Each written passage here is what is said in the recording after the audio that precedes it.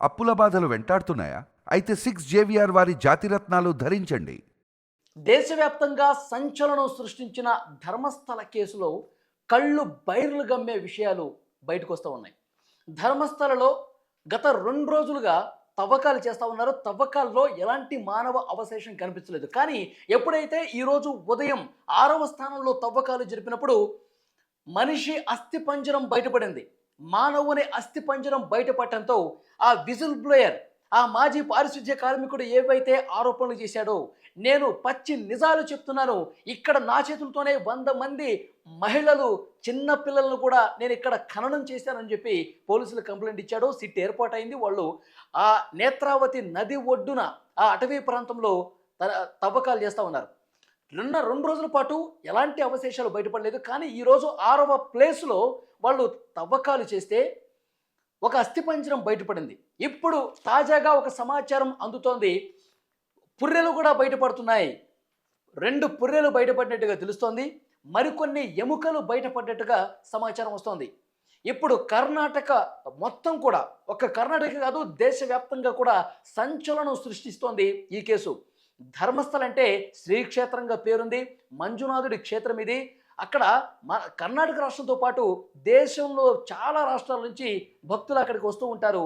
ఎంతో పేరు ప్రఖ్యాతులు ఉన్నటువంటి ఆ ప్రముఖ పుణ్యక్షేత్రం దగ్గర ఇన్ని దారుణాలు జరిగినాయా? మహిళల్ని అత్యాచారం చేసి దారుణంగా చంపేశారా? ఇవన్నీ కూడా ఒక్కొక్కటి వెలుగులోకి వస్తుంటే అందరూ కూడా షాక్ అయిపోతున్న పరిస్థితి. దీని వెనకాల ఎవరున్నారు? ఎవరు ఇంతమంది మహిళల జీవితాలతో ఆడుకున్నారు? వాళ్ళని చంపేసి లైంగిక దాడి చేసి చంపేశారు. ఇవన్నీ కూడా బయటకు రావాల్సిన అవసరం ఉందని చెప్పి పెద్ద ఎత్తున ఆందోళనలు కూడా జరుగుతున్నటువంటి పరిస్థితి ఉంది. ఒక్కసారి ఎందుకంటే అతను కంప్లైంట్ ఇచ్చినప్పుడు జూలై 3వ తారీఖు అతను కంప్లైంట్ ఇచ్చాడు. తర్వాత సిట్ ఏర్పాటైంది. అతను పలానా ప్లేసుల్లో నేను ఖననం చేశానని చెప్పి చూపించాడు. అక్కడ మార్కింగ్స్ కూడా పెట్టారు. మొత్తం 13 మార్కింగ్స్. ఈరోజు 6వ మార్కింగ్లో 2 అస్థిపంజరాలు ఇవాల్టి వరకు దొరికినాయి. 2 పుర్రెలు దొరికిన పరిస్థితి. ఇంకా ఎముకలు కూడా దొరికినాయి. వాటిని భద్రపరుస్తూ ఉన్నారు. అయితే అతను ఇంకో విషయం కూడా చెప్తా ఉన్నాడు. 9వ ప్లేస్లో అక్కడ చాలా కీలకమైనటువంటి ప్లేస్ అది. నాకు ఇప్పుడు గుర్తొస్తోంది. ఆ ప్లేస్లో ఎక్కువ మందిని నేను అక్కడ పాతిపెట్టి ఉన్నాను. కొన్ని మృతదేహాలను అయితే వాళ్ళు చెప్పినట్టు చేశా, నేత్రావతి నదిలో పడేశాను. కొన్నిటిని కనీసం ఆనవాళ్ళు కూడా, ఎటువంటి గుర్తులు కూడా తెలియకుండా ఉండేందుకు వాటిని కాల్ చేశానని కూడా చాలా స్పష్టంగా చెప్తున్నటువంటి పరిస్థితి ఉంది. సో ఆ పారిశుద్ధ్య కార్మికుడు విజువల్ బ్లోయర్ ఇచ్చినటువంటి ఇన్ఫర్మేషన్ ఆధారంగా చాలా సీరియస్గా ఇన్వెస్టిగేషన్ జరుగుతుంది. 4 సిట్ ఆఫీసర్స్ పర్యవేక్షణలో ఈ తవ్వకాలన్నీ కూడా జరుగుతున్న పరిస్థితి. అక్కడి నుంచి మనకి లేటెస్ట్గా అందినటువంటి ఇన్ఫర్మేషన్, పెద్ద ఎత్తున తవ్వకాలు చేస్తూ ఉన్నారు. పెద్ద పెద్ద క్రేన్స్ తీసుకొచ్చి అక్కడ హిటాచీలను తీసుకొచ్చి తవ్వకాలు చేస్తూ ఉన్నారు. 9వ ప్లేస్లో ఎక్కువగా బయటపడే అవకాశం ఉంది. అలాగే మరొక 2 రోజుల పాటు మొత్తం 13 స్థానాల్లో కూడా తవ్వకాలు బయటపడే అవకాశం ఉంది. ఇంకా ఎన్ని అస్థిపంజరాలు బయటపడతాయి అన్నది కూడా చాలామంది ఉత్కంఠగా ఎదురు చూస్తున్న పరిస్థితి. అక్కడి నుంచి స్థానికులు కూడా కొంత ఇన్ఫర్మేషన్ ఇస్తూ ఉన్నారు. ఇక్కడ చాలామంది మృతదేహాలు బయటపడే అవకాశం ఉంది. ఎందుకంటే మేము మా చెవులతో ఇక్కడ చాలా సందర్భాల్లో విన్నాం. గత కొన్ని సంవత్సరాలుగా అమ్మాయిల మిస్సింగ్లకు సంబంధించి, మహిళల హత్యలకు సంబంధించి మేము చాలానే విన్నాం. కానీ ఏది కూడా ఆధారాలు దొరకని పరిస్థితి ఉంది. ఇప్పుడు ఈ పారిశుధ్య కార్మికుడు చాలా స్పష్టంగా చెప్తా ఉన్నాడు. అవన్నీ జరిగినాయి అని చెప్తా ఉన్నాడు. ఎక్కడ పాతి పెట్టానో అక్కడ ఖననం చేశానో కూడా చెప్తా ఉన్నాడు. ఇవన్నీ కూడా నిష్పక్షపాతంగా విచారణ చేసి వాస్తవాలు వెలిగితేయండి. 2012వ సంవత్సరంలో ఏదైతే అమ్మాయిని దారుణంగా అత్యాచారం చేసి హత్య చేశారో ఆ కేసు అతీగతి లేదు. ఆమె విగ్రహం కూడా పెట్టినటువంటి పరిస్థితి ఉంది. సో డెఫినెట్గా ఆ కుటుంబానికి న్యాయం జరగాల్సినటువంటి అవసరం ఉందని చెప్పి చాలామంది మాట్లాడుతున్నటువంటి పరిస్థితి ఉంది. సో చాలా క్లియర్గా మనకు అందుతున్నటువంటి ఇన్ఫర్మేషన్, ఇప్పటికే 2 అస్థిపంజరాలు దొరికాయి. అలాగే 2 పుర్రెలు కూడా దొరికాయి. 9వ స్థానం ఏదైతే ఉందో, 9వ మార్క్ ఏదైతే ఉందో అక్కడ రేపు వాటిని తవ్వే అవకాశం చాలా స్పష్టంగా కనిపిస్తుంది. అక్కడ ఇంకా ఎన్ని బయటపడతాయో అన్న ఉత్కంఠ అయితే కనిపిస్తుంది. మరొక ముఖ్యమైన విషయం, అక్కడ వర్షం పడుతుంది. వర్షం పడుతున్నప్పటికీ కూడా ఏమాత్రం పనులు ఆటంకం లేకుండా నిర్విరామంగా చేస్తూనే ఉన్నారు. వాళ్ళు తవ్వుతున్నటువంటి గుంతల్లో కూడా వాటర్ చేరుతూ ఉంది. మళ్ళీ పైపులు పెట్టి, మోటార్లు పెట్టి ఆ వాటర్ని బయటకు పంపిస్తున్నారు. మొత్తం 30 మంది కార్మికులు పనిచేస్తూ ఉన్నారు. ఫోరెన్సిక్ వైద్య నిపుణుల బృందం పనిచేస్తూ ఉన్నారు. అలాగే స్థానిక KMC మెడికల్ టీం కూడా పనిచేస్తూ ఉంది. అందరూ కూడా చాలా సీరియస్గా పనిచేస్తూ ఉన్నారు, తవ్వకాలు చేస్తూ ఉన్నారు.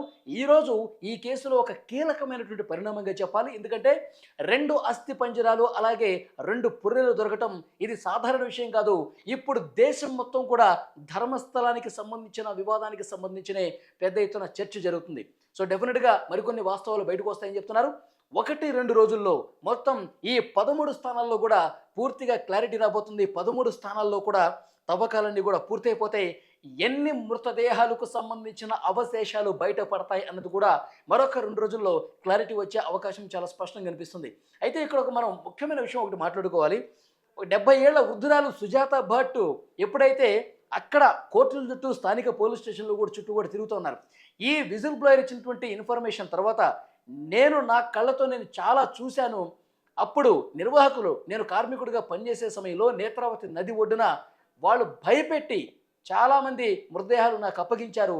బయటకు ఏమాత్రం తెలియొద్దు, ఆధారాలు బయటకు కనపడకుండా నువ్వు తగలబెట్టేసేయాలి ఆ మృతదేహాలని, నువ్వు పూడ్చిపెట్టేసేయాలి ఆ మృతదేహాలని, నువ్వు నదిలో పారేసేయాలి ఆ మృతదేహాలని అని చెప్పారు.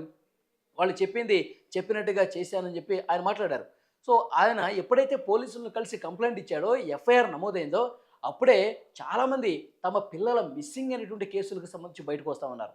సో డెఫినెట్గా ధర్మస్థలలో అతిపెద్ద సంచలనం నమోదైందని చెప్పాలి. ఇతను చెప్పేది నిజమా కాదా అని చెప్పి చాలామంది అనుమానం కూడా వ్యక్తం చేశారు. ఎంతోమంది మహిళలు అత్యాచారాలు జరిగినాయి, హత్యలు జరిగినాయి అని చెప్తే ఇతనికి మతి భ్రమించి మాట్లాడుతూ ఉన్నాడు. ధర్మస్థలలో అలాంటిది ఏమీ జరగలేదు, ధర్మస్థలలో కావాలని పుణ్యం కోసం ఇక్కడికి వచ్చి సూసైడ్ చేసుకునే వాళ్ళు కూడా ఉంటారు, ఇది దాంట్లో భాగమే తప్ప ఇక్కడ ఎలాంటి దుర్మార్గాలు జరగలేదని చెప్పి కొంతమంది ఉన్నారు. కానీ ఇప్పుడు అస్థి పంజరాలు బయటపడుతుండటంతో, ఇప్పుడు మనుషుల పుర్రెలు బయటపడుతుండటంతో ఆ మహిళకి సంబంధించిన పుర్రేనా, ఏదైతే మిస్సింగ్ కేసు అయిందో ఆ అమ్మాయికి సంబంధించినటువంటి పుర్రేనా ఇది అని చెప్పి అక్కడ స్థానికులు మాట్లాడుకుంటున్న పరిస్థితి ఉంది. సో డెఫినెట్గా ఇన్వెస్టిగేషన్ చాలా సీరియస్గా జరుగుతోంది. ఇప్పటికే కొన్ని అవశేషాలు బయటపడ్డాయి కాబట్టి ఫోరెన్సిక్ నిపుణుల బృందం వాటిని డబ్బాల్లో పెట్టి భద్రపరుస్తూ ఉన్నారు. దీని మీద ఇంకా సీరియస్గా పరీక్షలు చేయాలి. ఎవరైనటువంటి అనుమానం ఉన్నవాళ్ళు, తమ పిల్లలు తప్పిపోయే విషయాలకు సంబంధించి ఎవరైనా ఉన్నవాళ్ళు ఆ ఫ్యామిలీ మెంబర్స్ DNA టెస్టులు ఇస్తే కనుక, శాంపిల్స్ ఇస్తే కనుక మేము సరిపోల్చి చూస్తాము, ఆ అస్థికలు వాళ్ళకి అప్పగించే ప్రయత్నం కూడా చేస్తామని చెప్పి సిట్ బృందం చెప్తున్నటువంటి పరిస్థితి కనిపిస్తుంది. కర్ణాటకలో అతిపెద్ద సంచలనం ఇది. కర్ణాటకకు మాత్రమే కాదు, దేశవ్యాప్తంగా ఒక సంచలన వార్తగా చూడాల్సినటువంటి అవసరం కనిపిస్తుంది. ఆ పారిశుధ్య కార్మికుడు పోలీసుల దగ్గరే చెప్పాడు, నేను పడుకున్నప్పుడు గత కొన్ని సంవత్సరాలుగా నాకు నిద్రలో ఆ మంజునాథ స్వామి వచ్చేవాడు, చేసిన పాపాన్ని పశ్చాత్తాపం చేసుకో, పరిహారం చేసుకో, ఎవరైతే నిందితులు ఉన్నారో వాళ్ళకి శిక్ష పడేలా చేయని చెప్పి ప్రతి రాత్రి నన్ను ఆ మంజునాథుడు పిలుపునిచ్చేవాడు. ఇక నేను ఆ బాధను భరించలేకపోయాను, ఎంతో కొంత నా పాప పరిహారం చేసుకోవడం కోసం నా చావు కూడా నేను సిద్ధపడి ఈరోజు మీ ముందుకు వచ్చి వాస్తవాలు చెప్తున్నా అన్నారు. సో డెఫినెట్గా 6వ స్థానంలో తనిఖీల్లో అస్థిపంజరాలు, మానవ అవశేషాలు బయటపడ్డాయి కాబట్టి మరి 9వ స్థానంలో ఎన్ని అస్థిపంజరాలు బయటపడతాయి, మొత్తం 13 ప్లేసులు తనిఖీ చేసిన తర్వాత ఇంకా ఎంతమంది మృతదేహాలకు సంబంధించినటువంటి అవశేషాలు బయటపడతాయన్నది కూడా తీవ్ర ఉత్కంఠ రేపినటువంటి విషయం. ఇప్పుడు దేశం మొత్తం మీద కూడా ఈ ధర్మస్థల కేసుకు సంబంధించినటువంటి విషయాల మీదే తీవ్ర చర్చ జరుగుతుంది. ఇంకా ఏం జరగబోతున్నది చూడాలి.